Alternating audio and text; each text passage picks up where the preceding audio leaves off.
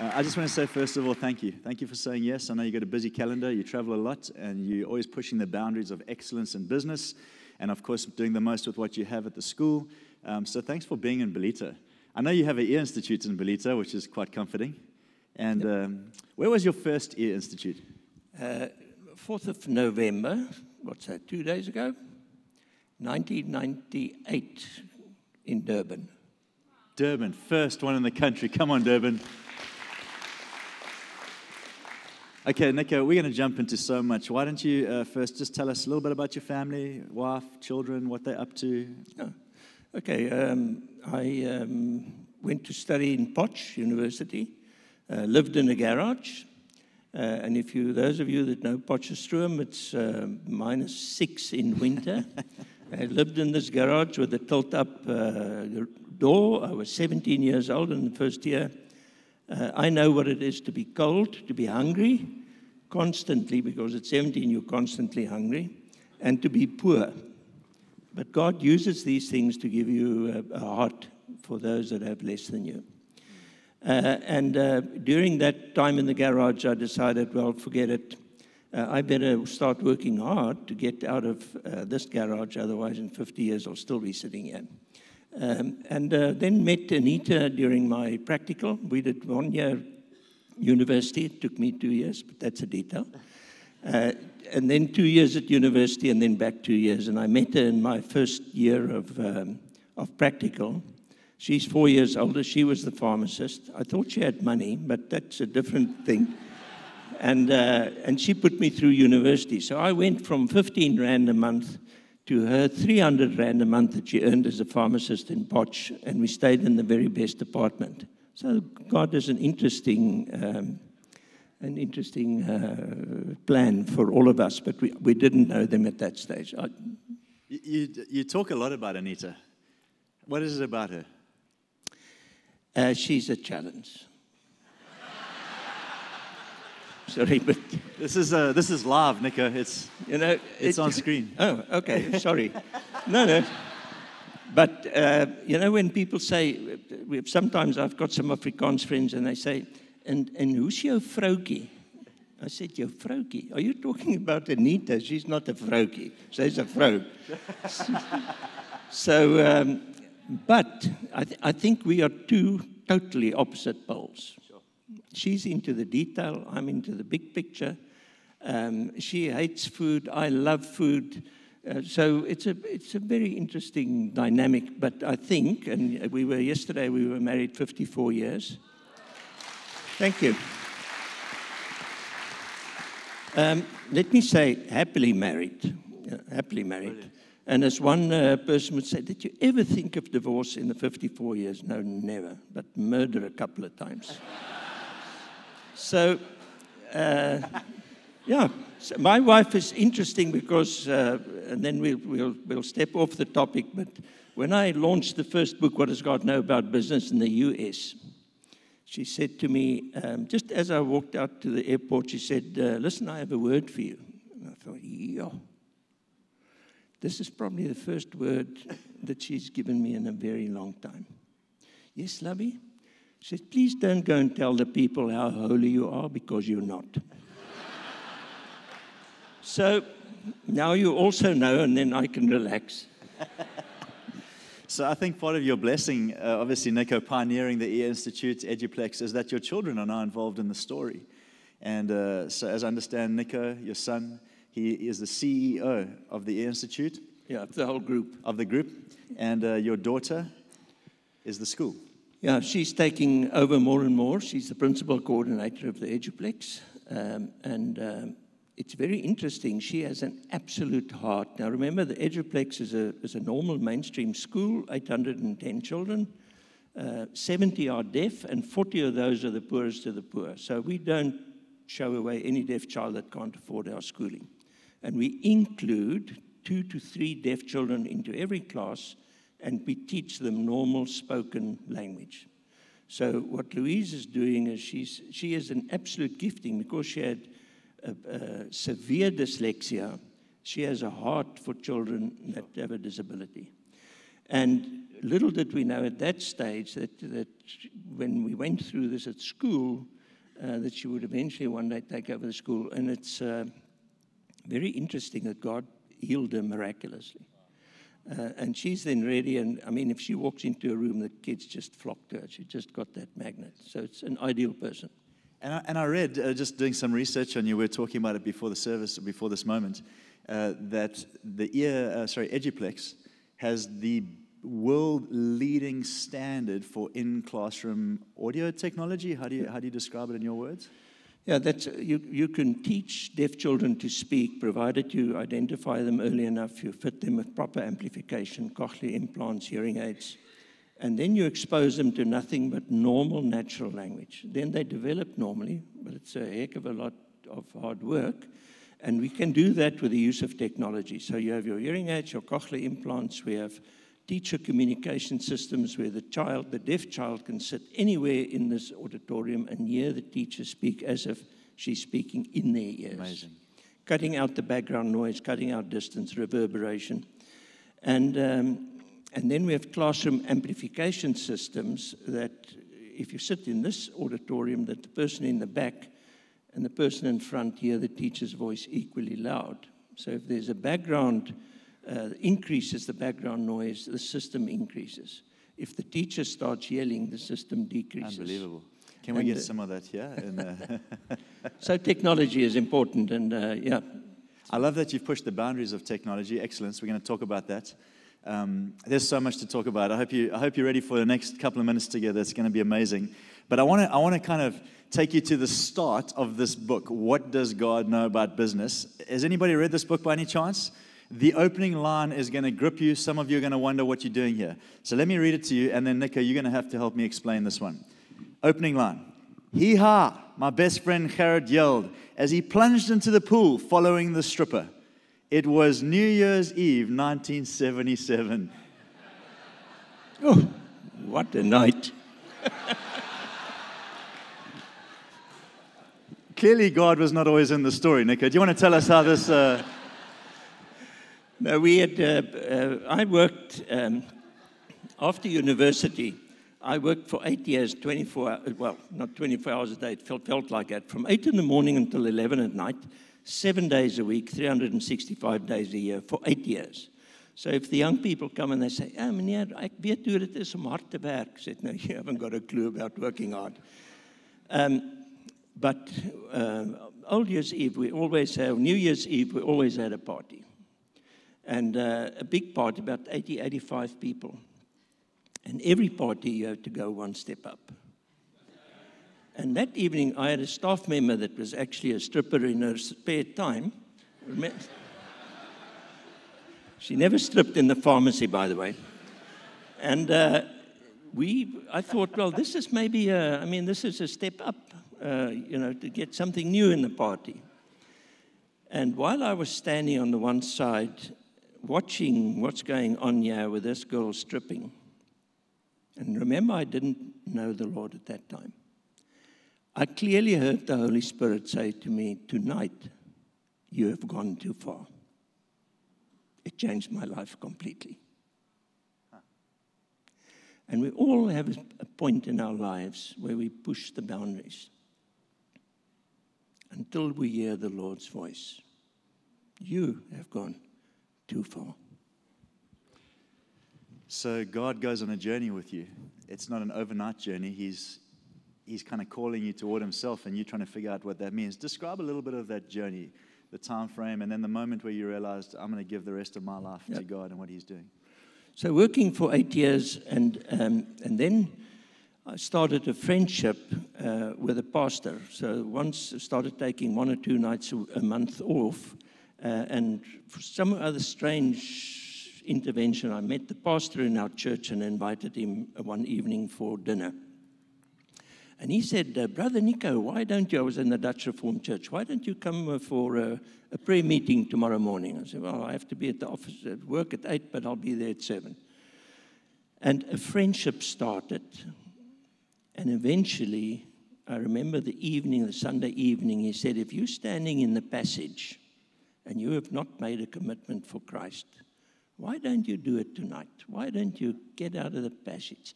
Just stand up where you are. And that's when Anita and I stood up, and our lives changed. But I was still working like I was working. And one morning, and I started having my quiet time. And one morning I read Psalm 127, verse 2. It's fruitless for you to get up early in the morning and work till late at night. For those that the Lord loves, he will give even while they sleep. I immediately stopped the emergency depot work, which today, as I look back, I realized it was all motivated through fear.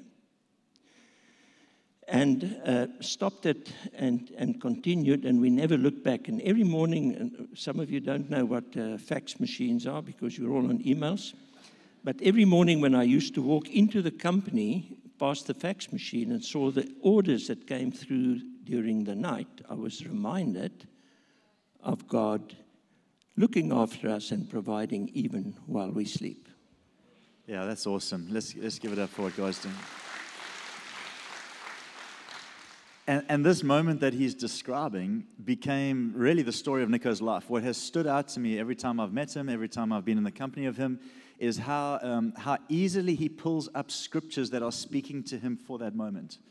As in he's on a journey with God. He's just like every one of us in the world that we live in, but he's so reliant on God's word giving him the clarity he needs for his everyday. And so I like to tell people that your life is proof that God can build great destinies of daily devotions. And many people don't actually believe that. And so there's all these pivotal moments in your life. Let's talk about the one where, you're building business, and the next thing God gives you a dream of Eduplex. How did that happen? How did he speak to you? Tell us that story. Let me just say that when God gives you a verse, when he gives you a promise from this book, but then you have to read it, of course, because many men and many people that I speak to throughout the world say, well, I'm actually not a reader. Okay. Then you obviously don't read the word. Because I try and do nothing unless the Lord gives me a verse. Because in 6 months' time, if I do my own thing, I'm going to doubt when I'm in a difficult situation. And I like to go then back to the Word, and you've seen the brass plaques and the plaques that we put up.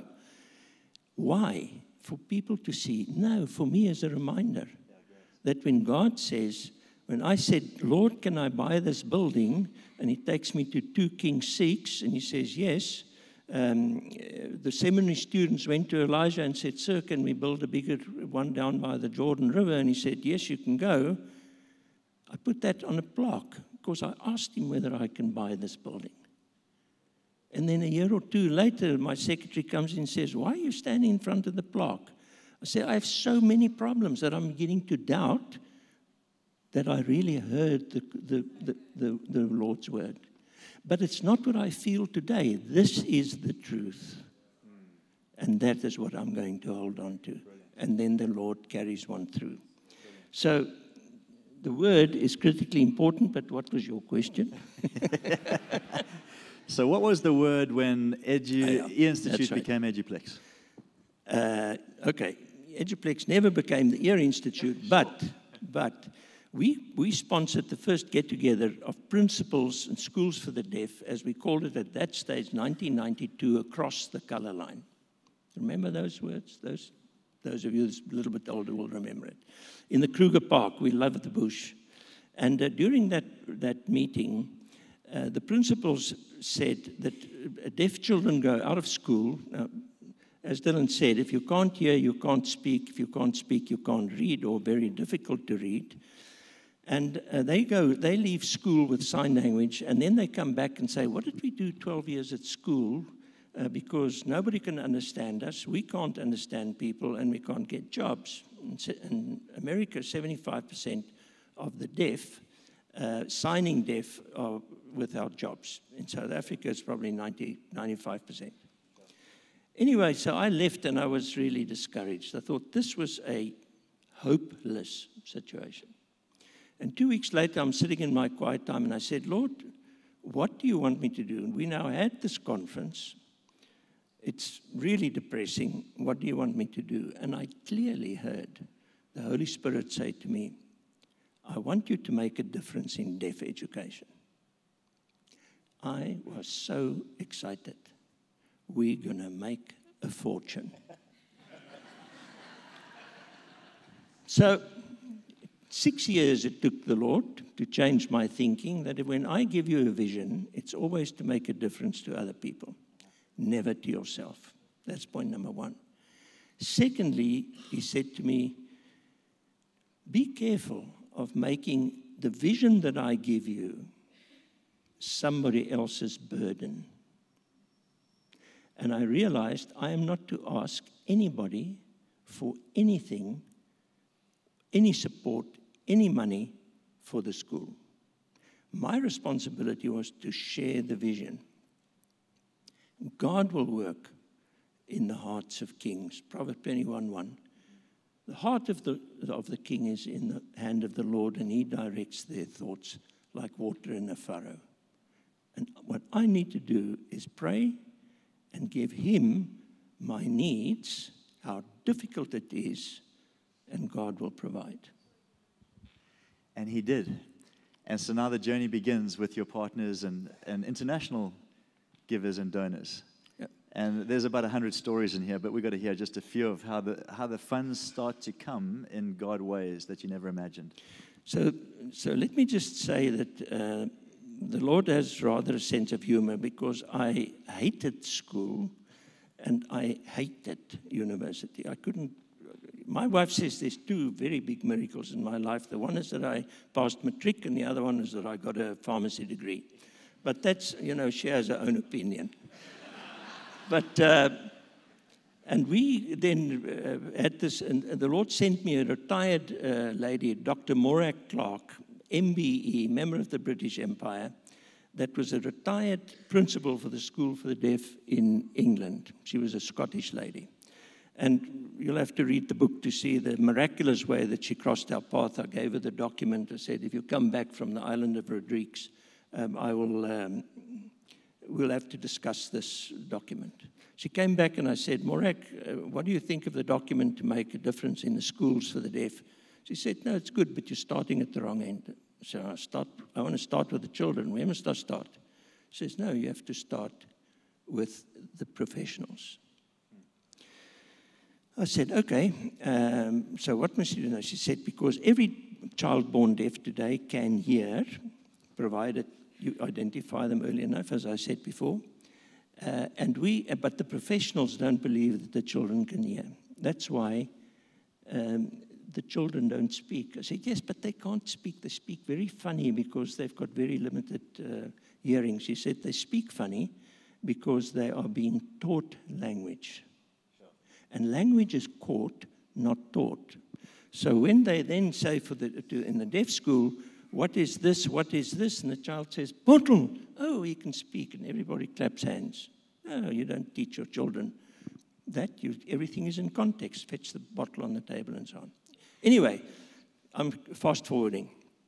I said, Morak, will you help me? She said, sure. I said, when can we start? She said, let's have a training course in February 1998. Well, this is a vision of God. I've been walking around with it for 6 years. I've been to the World Bank in Washington, D.C., explained to the people what we wanted to do. Everybody said, wow, this is amazing. Nobody gave a cent.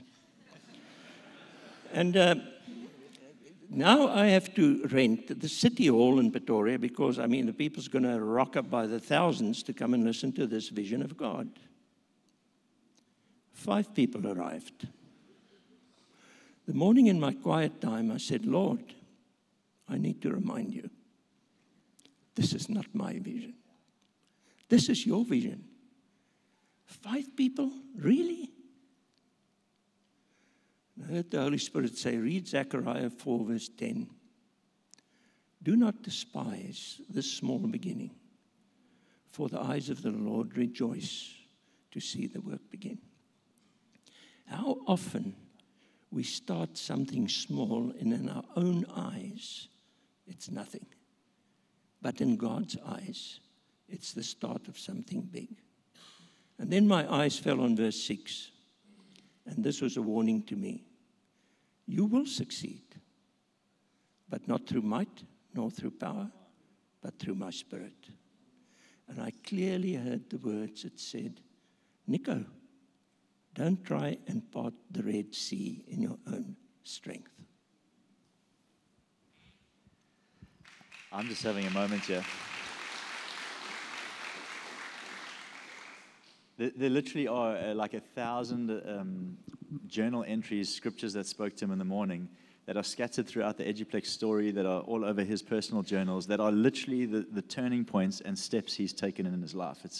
It's a very real thing. You speak a lot about fear, Nico, and when I'm around you, I feel courage. And so God's obviously given you a faith and a courage. I'm sure you've had to fight fear at times. In fact, there's a quote you put in your book here, fight fear as you would fight a plague. And so there's just this moment, and I want you to speak to fear a little bit. You say fear is probably one of the most debilitating emotions in the business world today. It plays havoc with one's thoughts and one's actions, especially during the small hours of the night where things seem to be at their worst. I've often struggled with fear of failure, fear of poverty, and mainly a fear of people. I'm sure everyone in the room can resonate with that thought. How have you worked through that? What has God done in you? What has He shown you? I think there's two instances that really stand out for me. The one is, I just want to come back and say the word. The word, when the Lord gives you a verse, it's set. You can set it in concrete. It has no expiry date. We must never forget that. It stands fast. You can, 10 years, 20 years, 50 years, 100 years, you can just believe it. So just after the Marikana massacre, about a couple of years later, Rustenburg was in extremely dire straits. There were thousands of miners standing next to the roads begging because their mines all closed. And they invited me to come and speak at a breakfast. And I said, Lord, Rustenburg, what do I tell them? Go and give them a message of hope. I said, wait. Giving them false hope is worse than giving them no hope, because that is a hopeless situation. Go and give them a message of hope and tell them that to forget the former things, that I'm going to do something new. Don't you see it? It's already begun. I'm going to make a pathway in the wilderness and rivers in the desert. Isaiah 43, verse 18 and 19. I said, okay. I went there and I spoke to them. And I said, fear blinds us from the opportunities that the Lord sends across our path. Ask the Lord to open your eyes so that you can see the opportunities. I went home a year later. A guy comes in a bakkie. He was rather large. He sat in the middle of the bakkie. It was so big. And he walked down the passage to my office, and my staff thought, well, Nico's going to be daunted today because this oak is very big. And he sat on the couch, drove all the way from Rustenburg, and he said, I just want to come and say to you that a year ago you said we have to ask the Lord to open our eyes. And I asked him, and he gave me a 14 million rand contract to close a mine. He says, we've just closed the mine, and I got a 14 million rand contract to open the mine again. Just want to say thank you. And he got up and he walked. And I wanted to say, hey, is there not a little commission? So it's these things that happen. And the other one for me, the biggest challenge was when our donors stopped money. You see, when, you must stop me if I'm rambling. When you don't have money, then you need faith. But when you have money, you don't need faith. And the Lord knew I wouldn't put two bricks on top of one another, because now eventually Dr. Clark came and we said we needed a training facility, but you can't have a training facility to train professionals if you don't have a working school. And I wouldn't put two bricks on top of one another. And two of my friends gave me $2 million when I just shared the vision. Each gave $1 million. That stage, 4 million rand, the good old days when the rand was rather strong. And the same people promised for the primary school, the first 10 classes that we built with the money, another 5 million rand, 850,000 Swiss francs. And then the same money people plus a foundation promised the money to finish the primary school, which was an 18 million rand project. At the same time, we were building the Ear Institute in Queenswood, which was a 16 million rand project. And I was standing one Tuesday, but you see, God wants to take all of us to the next level of faith. Need no faith if you've got the money. Faith is needed when there's no money. So how does he do that? He just stops the money. It's very easy for him. And if he stops the money, that's when you hit your knees. So I'm standing one Tuesday watching how they're pumping in the concrete into the foundations of the final phase, and I get a phone call. And the guy says, I believe a church is using your facilities. He said, yes, since the beginning. He said, it can't. In Switzerland, churches don't use schools. You ask the church to go, we pay for everything, or we stop the money. I said, well, it's your money. You do with it what you want, but it's my school, and I will not ask the church to leave. They literally stopped the money from one day to the next. At that stage, God blessed our company to 2006 that we could borrow the 15 million from the bank to complete the facility. 2 months later, I woke up one morning in a total depression.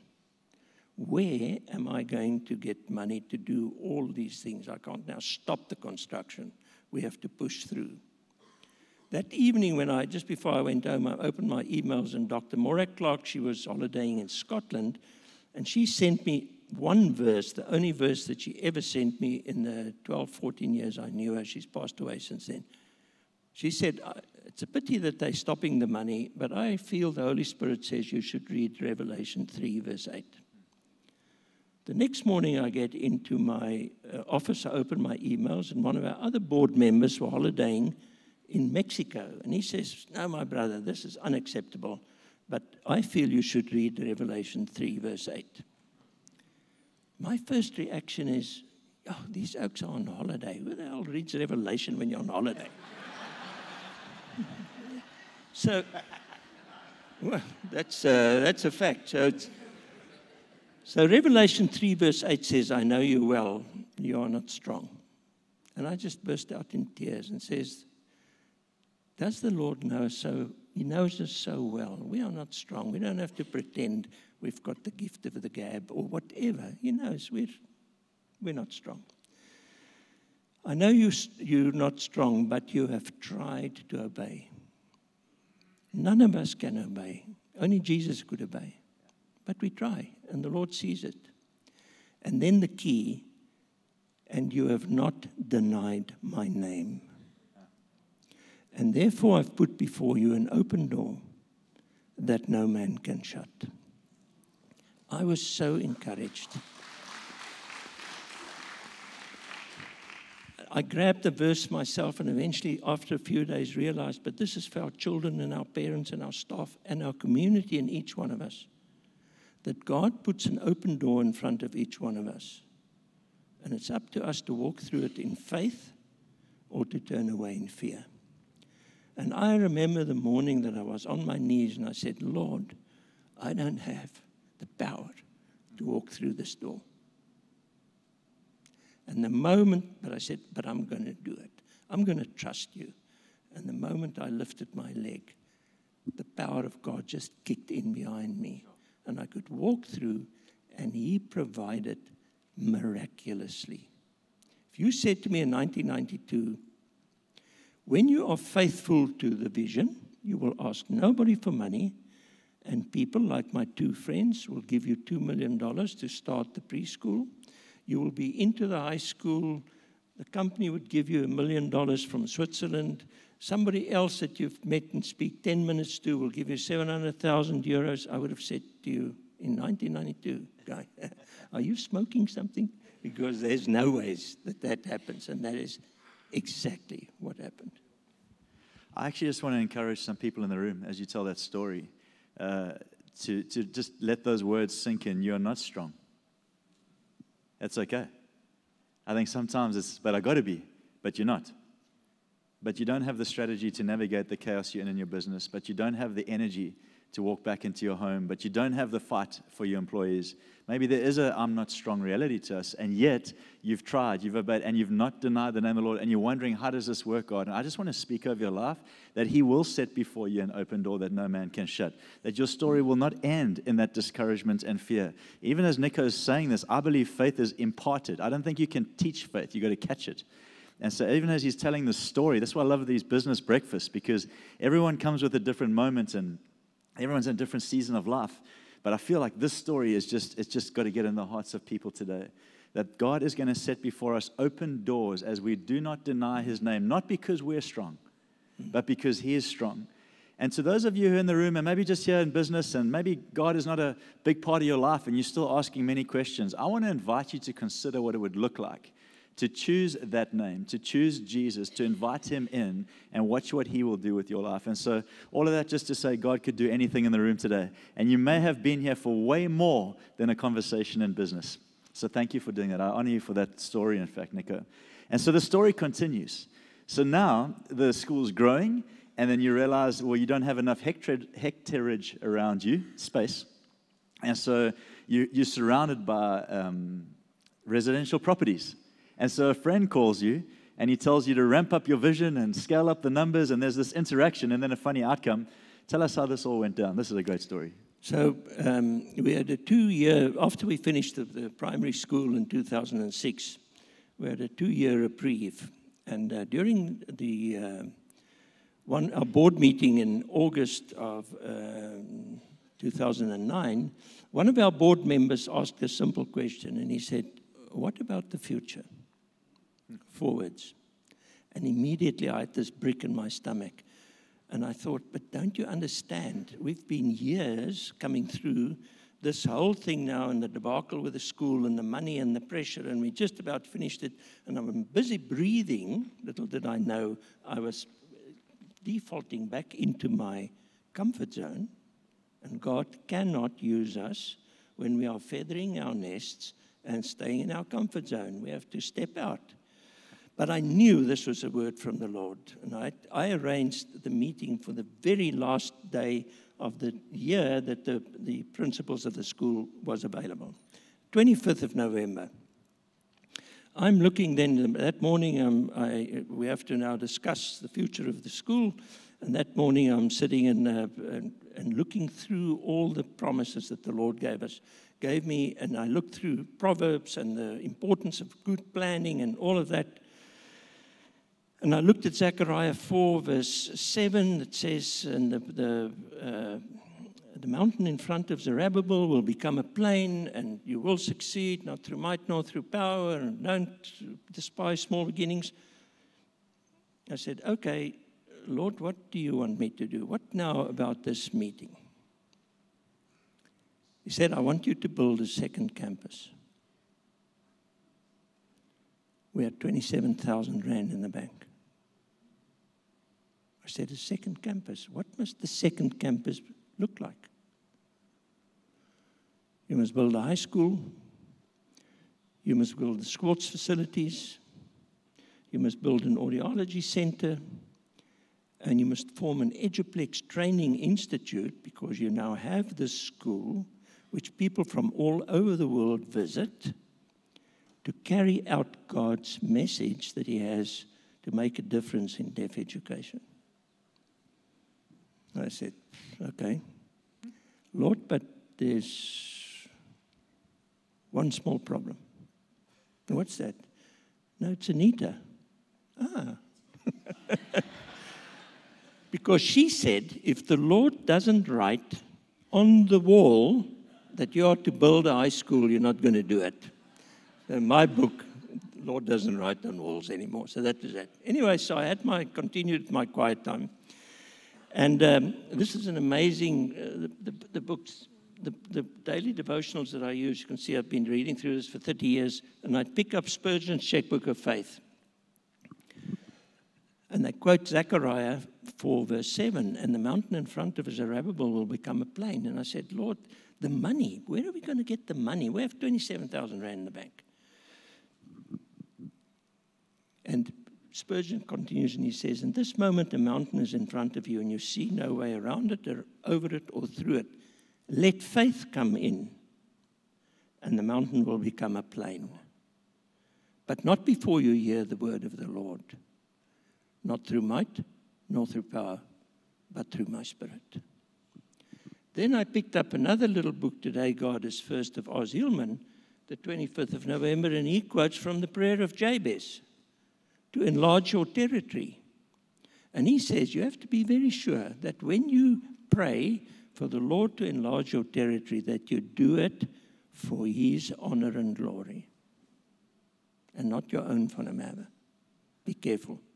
I said, Lord, but Anita's still there. So I walked to the room, and let me now just backtrack. 2 weeks before that, she was in Chicago, and I like structures. And I said to her, and I like libraries. I said, go to the library in Chicago. It's the third biggest in the world, but forget the books. Go to the 7th floor. They've got this magnificent steel and glass roof. Remember, I should have been an architect, a constructor. I love to do things. And she said, okay, I'll go. So she comes back, and I said, did you go to the library? Yes. Did you see the roof? No.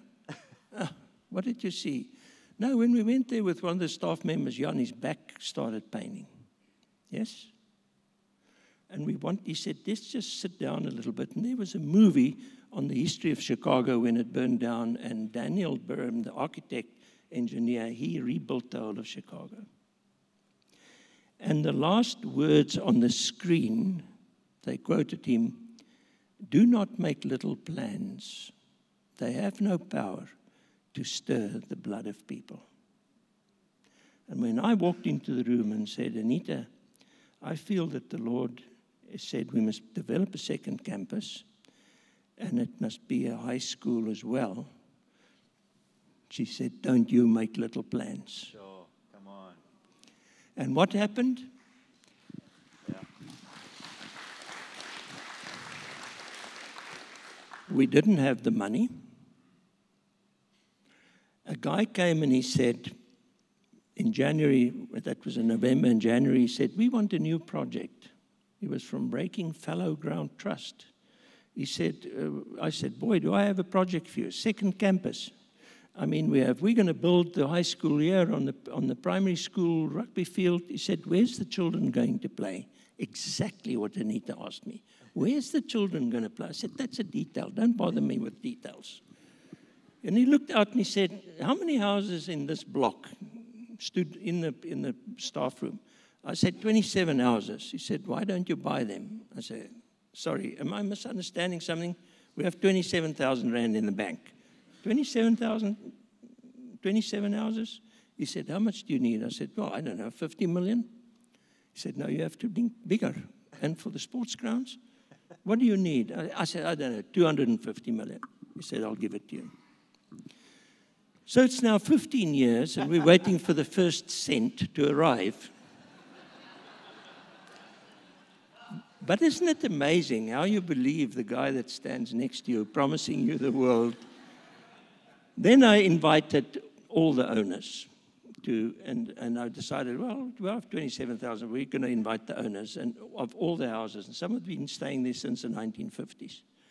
So I invite them, and I have a little cheese and wine before the time, just to loosen them up a bit. Sat in the hall, and I said to them, guys, this is the vision, this is what the school is about, and we are going to buy you all out. And they all sat upright like this. I said, but we have 27,000 rand in the bank. I said, but when you see the construction happening, you must know that God has given the money, made it possible. And the one person came and said, don't you want to buy my house for 825,000? And I said, absolutely. And the guy next door came for 1.2 million, and the guy next door came for 1.4. Like dominoes, and the one next door came for 1.6. And I said, no, we keep it at 1.4. And today we have 23 of the 27 houses, which we would have said is impossible. and it would have been a curse that we said on ourselves. God makes the impossible possible. What a great story. And I think we actually have some images of the Eduplex. Some of you guys, just a reference point, I think the team do have some images just of this beautiful campus. It honestly is the most curated, stunning campus, school campus that I've been on. It really is.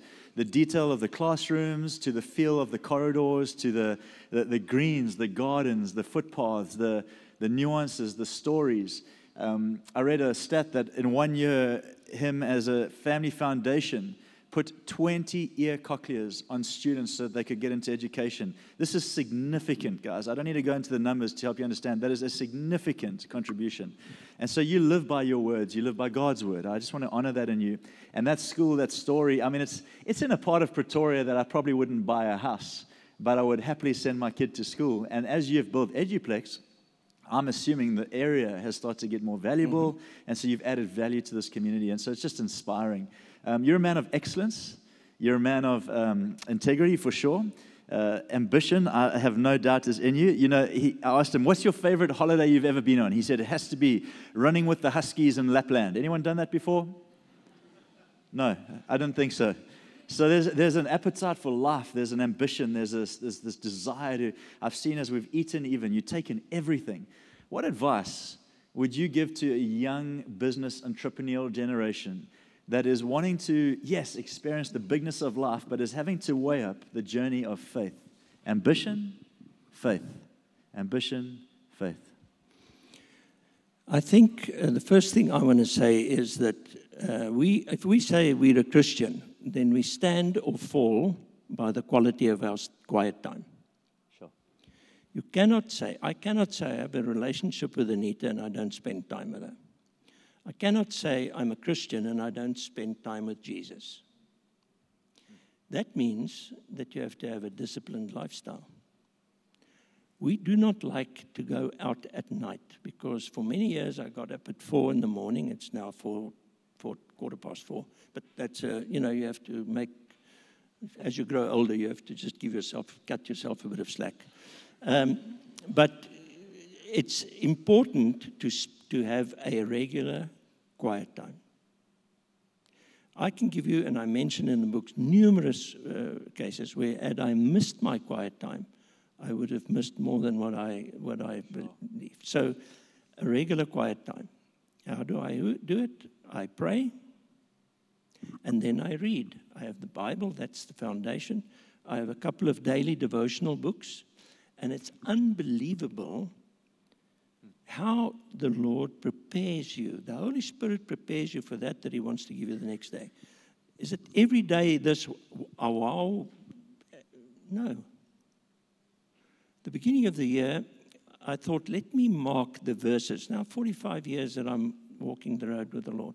Let me mark the verses that was life-changing in a Bible. Starting in Exodus, going right through to Revelation. And I marked them, and then I thought, let me count them. I'm talking about life-changing verses. I counted them, and it was 45 verses in 45 years. Amazing.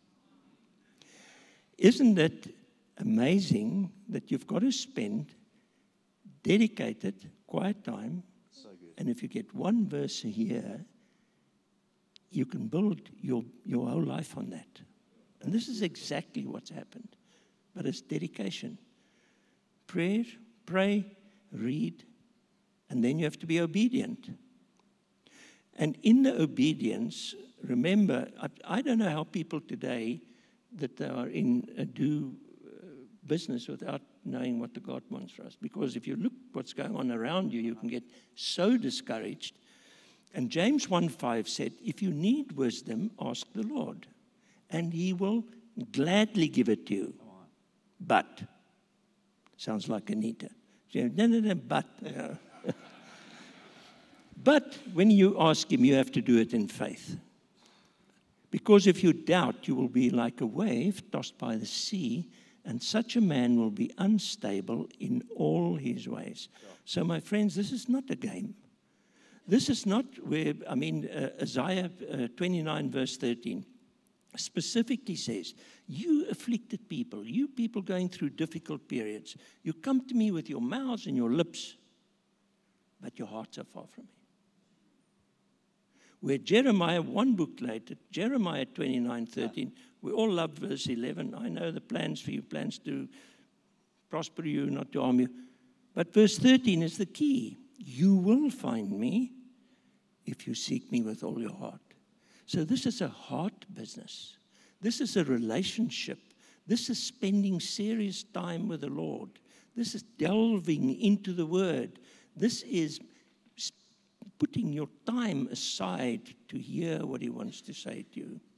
And if you get one verse a year, that's amazing. Your life will change. And so that's my advice to young people. You cannot make a bigger investment than your time with the Lord. That's beautiful. We're going to start to close now, and there's a few stories I just want to pick up on before we go. There's so many. You got to get your hands on one of these books. They're just literally each chapter of the 10, 15 chapters. Every chapter is another moment. It's one of the 45 verses. In fact, there's a book coming out, right? 45, yep. 45. Yep. When can we expect that, Nico? Yeah, soon. Soon. Watch this space. Very excited about that. His life is just these stories. There's one particular one that I'll just kind of paraphrase quickly that I just want to honor you with. He did a business deal with a young man that was working with him that went into, I think, farming, the story's told. And Nico describes the story as a good bargain up front. He negotiated the guy down. He mentioned that if he leaves, the business might take strain, and so the price is less, and did his thing. And he negotiated this thing, and he kind of walked away. In the book, you can almost read his joy in the walk away of, I got a good business deal. And God arrests him, or speaks to him, through a scripture and says, Nico, that's not how I operate. I want you to go back and I want you to think about what it means to overpay for the company. And so he literally retracts. He goes back and he says to the guy, this is not a fair deal. I thought it was, but God has more for you. And they negotiate 40% higher than the original price of the... And it's stories like that where I realize it's not just the money that came in to buy the houses. It's going back to a man that you got to bargain with and saying, God got into my heart and told me that there's more for you, and I'm going to give back more than what you... And so it's both and. It's the money coming in, and it's the money that goes out. So just to honor you and appreciate that that's how you live your life. It's incredible. May I just add on to that? Tell us. That I always thought that Jannie was in Bloemfontein. He did his practical in our pharmacy, and then he met the student, and they sort of between the pills, they did their thing. And they then went to Bloemfontein. And I always thought Jannie, he wasn't quite spiritually on the level that I thought he should be at. And as you said, we negotiated the price, and then he said, can I work another 6 months? I said, but the price stays the same in another 6 months, and eventually 18 months later, we bought the company for the price we negotiated 18 months ago. But in the meantime, the company doubled in turnover. So when I called him, Jannie, I said to him in September and August, we bought the company, and then middle of August, the Lord said, from Proverbs, useless, useless, says the buyer, and walks away and boasts about his bargain. And I realized, who blesses a company? Because God can frustrate or He can bless. I better do my thing. Lord, how much must I pay him extra? 40%. I said, 40%, but it was a good deal. It was a good deal, my son. But was it a God deal? Was it a fair deal? No, Lord. Oh, okay.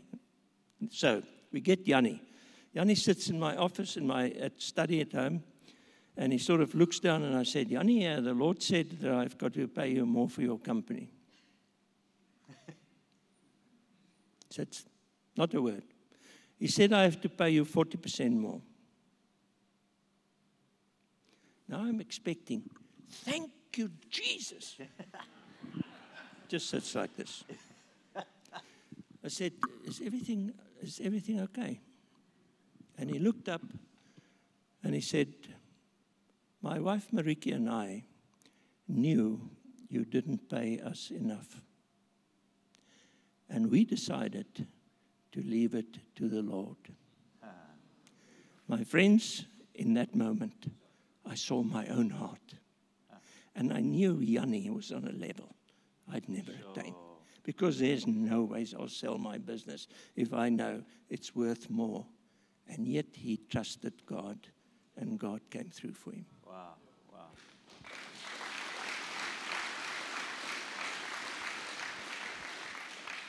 I had strict instructions from him at dinner last night. He said, you can ask me anything, but please make sure you ask me two things.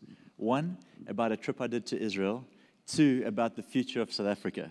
So are you ready for the next few minutes as we close? Tell us about the trip to Israel, Nico. So 2 years ago, we went to Israel to go and visit Phonak in Israel. I was really looking forward to that. But the verse for that year, every year in December when we go to our holiday home, I ask the Lord for a verse for the year ahead. And the verse that he gave me for that year was from Isaiah 30, verse 21. When you turn to the left or to the right, your ears will hear a voice behind you that say, this is the way. So I went there, and one of my friend's wives, my friend passed away, and his wife said to me, I pray for an epiphany when you go to Israel. Israel, never been there. And, I mean, it's buildings and rocks and sand and so what. Anyway, to cut a long story short, we flew there. My sons flew directly on El Al. Took them 8 hours to get there. I am the ever loyal Lufthansa, Mr. Lufthansa. I fly 10 hours to Frankfurt, 4-hour layover, 4 hours to Tel Aviv, and another 2 hours taxi to Haifa. So the first epiphany I got when I got out of the taxi with my 2 bags and all these steps up to the hotel is, I am no longer 25. So that was the first one. Anyway, to cut a long story short, we go to Jerusalem. And we stayed in the King David Hotel, and when I said to the sons, tomorrow morning we have a private tour with the 3 of us and a guide, but let's just walk around and quickly go and just see what there is in the old part of the city. And I've been struggling with an Achilles heel for 2 years. Of course, I climbed a tower with 400 steps without railings in Italy, thinking I'm 25. Anyway, so, and as we walked, my Achilles heel started paining. And eventually I said, I'm going to take a taxi back to the hotel. That night, my heel pained so much that I sent them a WhatsApp 3 o'clock in the morning and said, guys, I don't think I'm going to make this tour because my heel is paining so much. Next morning, I'm sitting in bed having my quiet time. I said, Lord, I'm disappointed. I was really looking forward to going through the old town. I clearly heard a voice behind me say, go with. I said, no, my Achilles heel, as if the Lord didn't go with. I went to breakfast with the boys, and I said, listen, this is what I heard this morning, and I just want to say, I'm going to try to go with, but if I can't come, that's fine.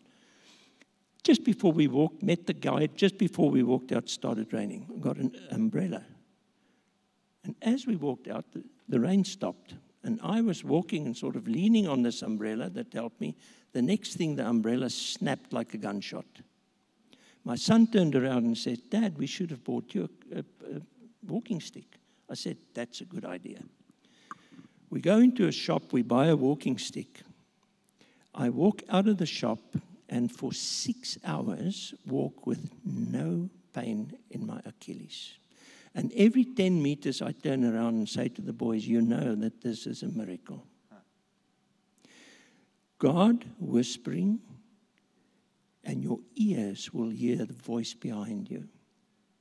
But you have to spend time. The other one about the country, this is now the 3rd time I'm saying, if the Lord gives you a word, you can cast it in concrete, it stands forever. 1993, before the election, I asked the Lord, what about the future? Because everybody said the last thing you must do is to expand. Does that sound familiar? And you must wait and see, because tomorrow when you wake up, the tar road's going to be rolled up and stolen and everything's going to go to pot. Anyway, I said, Lord, what about the future? Read Isaiah 54.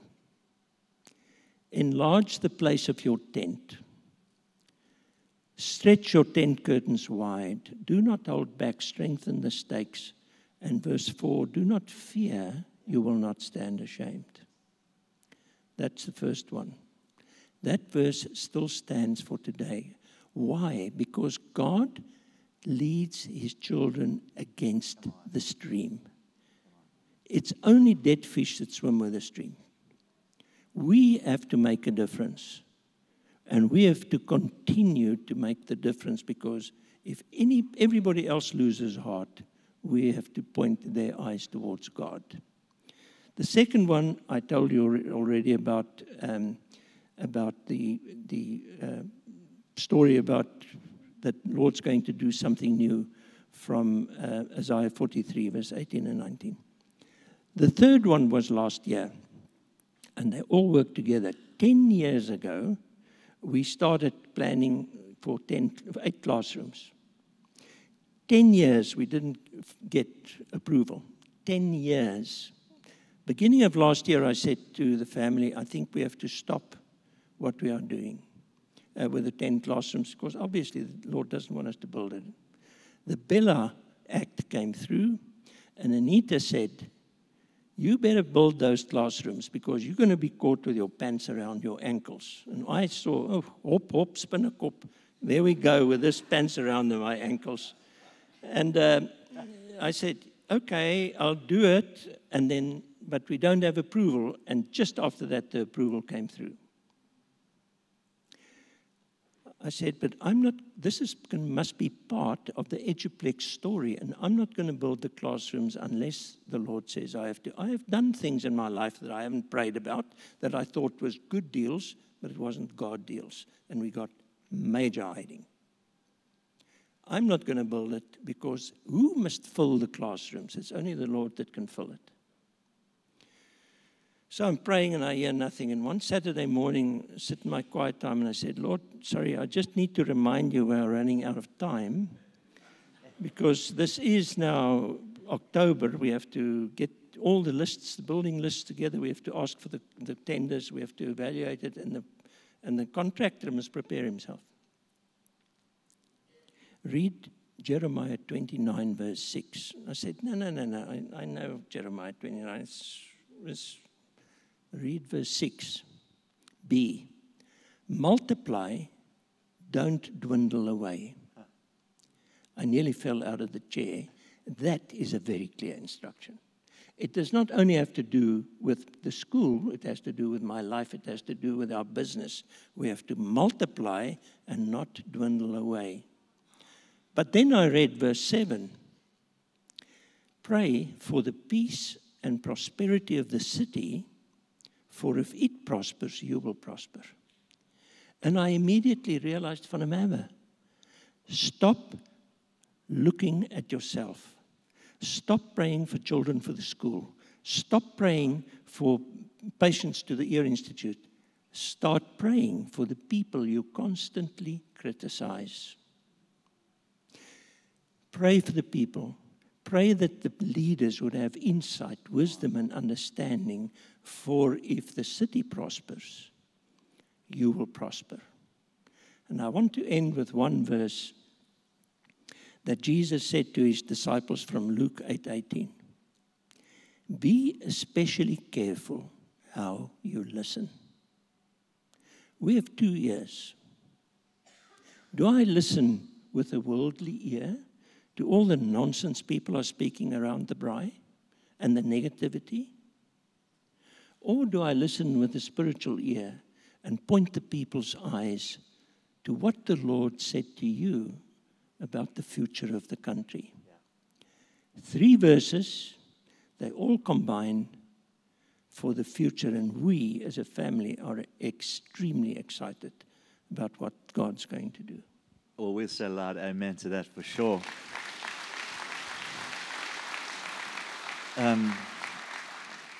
My last question was going to be, you've achieved so much, what burns in your heart today, but I think you've answered that. The multiplier is what burns in your heart, and I'm just grateful for you being here. I honestly, if I had to summarize what I feel this experience has felt like for me, even sitting across from Nico, it's felt like a masterclass in faith.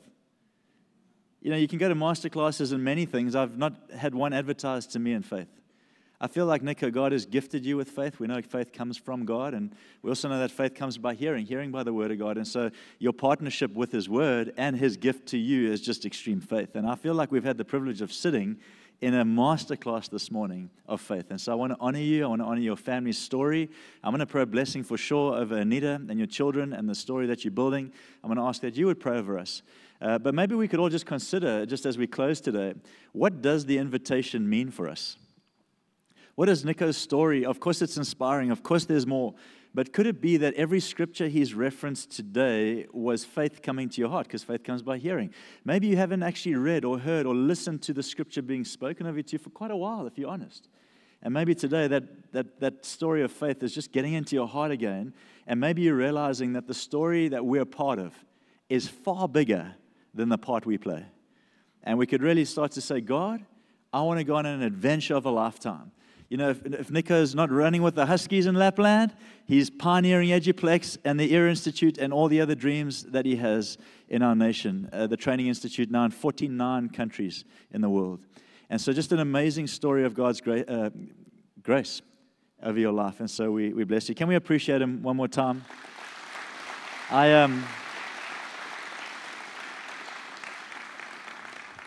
I kind of feel like you're one of those guys. When he's walking, you got to walk fast because he's going somewhere. But when you're sitting down, I feel like I want to light a crackling fire and I want to just listen to you speak about God's faithfulness. I think you know the Father well. I remember I was in Australia with Rory, a good friend of ours, last year, and he jumped off the pulpit from a big message, and he spoke to a theologian of the church that we were speaking to, who's been a theologian for years, well-respected theologian. And he said to this guy, he said, hey, how's my theology? And the guy said to him, your theology is okay, but your understanding of the Father is unbelievable. And I just want to honor you. You've got great theology, but your walk, your understanding of our Heavenly Father has blessed us today. And I hope that there are people in the room that don't walk with Him today that choose to start to walk with Him. Let's stand. We're going to pray as we close today. These breakfasts get better and better. Amen. Nico, I want to ask if you could maybe start by just praying as you feel for our community, and then I'll close praying for you and your family. Lord, thank you for this wonderful opportunity of just sharing your goodness in my life and our family's life. And Lord, how many times have I said you should just wipe me from the table? Because I know my own heart. I know I have feet of clay. And yet you chose to walk the road with me. And I want to thank you, Lord, that I know you know the struggles of everyone standing here, the joys of their heart, their concerns, their worries, their heartache, the pain that they have.